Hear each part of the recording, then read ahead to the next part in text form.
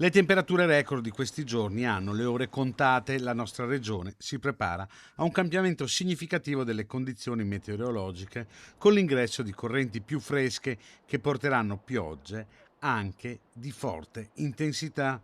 Martedì le temperature saranno ancora sopra la media, da mercoledì però l'arrivo di correnti più fredde porteranno a violenti temporali e forti grandinate. Il tempo dovrebbe poi stabilizzarsi a partire da giovedì 2 luglio, grazie all'estensione dell'anticiclone delle Azzorre verso il Mediterraneo.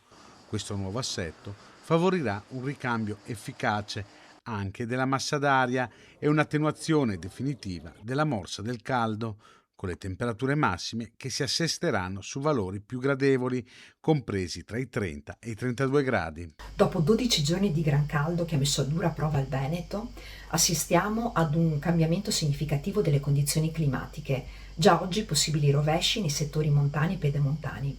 Da domani, martedì, assistiamo ad un primo calo delle temperature e questo passaggio ad un clima più fresco è accompagnato da una fase decisa di instabilità. Per la giornata di mercoledì è prevista un'allerta per fenomeni intensi con il rischio di possibili temporali e grandinate su tutta la regione. Vi raccomandiamo di seguire i bollettini ufficiali della regione, gli aggiornamenti e di adottare tutte le precauzioni. Da giovedì ci sarà un aumento delle temperature che saranno più adatte al periodo grazie all'anticiclone delle Azzorre.